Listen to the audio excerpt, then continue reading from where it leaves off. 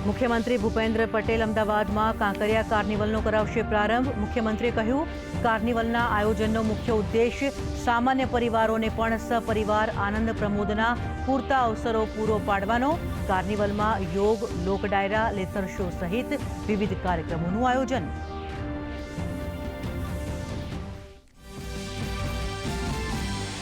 મુખ્યમંત્રી ભૂપેન્દ્ર પટેલ અમદાવાદને આપશે ₹350 કરોડના વિકાસ કાર્યોની ભેટ। દક્ષિણ ઝોનના 7 તળાવોનું ઇન્ટરલિંકિંગ। નગર શિક્ષણ સમિતિ સંચાલિત 483 સ્કૂલોમાં ગણિત વિજ્ઞાનની પ્રયોગશાળા તથા ચાંદખેડામાં સિનિયર સિટીઝન પાર્કનું કરશે લોકાર્પણ।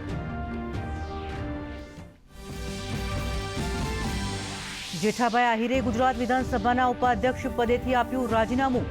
અન્ય હોદ્દાના કામની વ્યસ્તતાનું કારણ દર્શાવી મુખ્યમંત્રી, ભાજપ પ્રદેશ અધ્યક્ષ અને સંગઠન મંત્રીની ઉપસ્થિતિમાં આપ્યું રાજીનામું।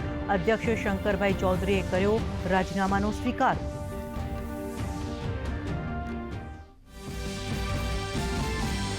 પ્રધાનમંત્રી નરેન્દ્ર મોદીએ લખનૌમાં રાષ્ટ્ર પ્રેરણા સ્થળનું કર્યું ઉદ્ઘાટન। રાષ્ટ્રનાયકો અટલ બિહારી વાજપેયીએ, શ્યામાપ્રસાદ મુખર્જી અને પંડિત દીનદયાળ ઉપાધ્યાયની 65 ફૂટ ઊંચી કાશ્ય પ્રતિમાઓ રાષ્ટ્રને સમર્પિત કરીને અર્પી શ્રદ્ધાંજલિ।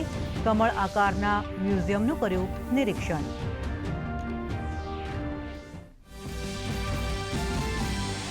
પીએમ મોદીએ કહ્યું, અટલજીએ સુશાસનને કર્યું સાકાર। અંત્યોદયના સંકલ્પને ગણાવ્યો પંડિત દીનદયાળનો વારસો।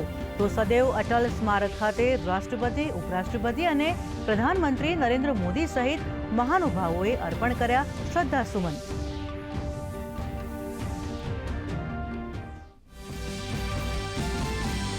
મુખ્યમંત્રી ભૂપેન્દ્ર પટેલની ઉપસ્થિતિમાં ગાંધીનગર ખાતે સુશાસન દિવસની ઉજવણી।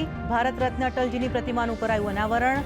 તો એઆઈથી સજ્જ સ્વાગત, 2.0 પોર્ટલ અને ઝી-સાર પોર્ટલનું પણ કર્યું લોન્ચિંગ। તેમજ green hydrogen, bioenergy, EV charging ગાઈડલાઇનની નવી નીતિ જાહેર।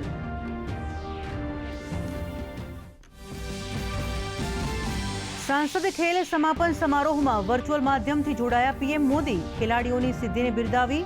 સંબોધનમાં અમદાવાદમાં યોજાનારી કોમનવેલ્થ ગેમ્સનો કર્યો ઉલ્લેખ। કહ્યું, 2036માં ઓલિમ્પિકની યજમાની માટે પણ ભારત પ્રયાસરત।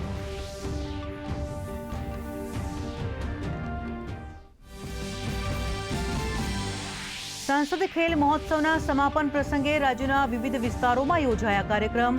કેન્દ્રીય રમતગમત મંત્રી મનસુખ માંડવિયાએ જૂનાગઢમાં, તો સાંસદ હરિભાઈ પટેલે મહેસાણામાં, જશુભાઈ રાઠવાએ છોટાઉદેપુરમાં વિજેતા ખેલાડીઓને કર્યા સન્માનિત।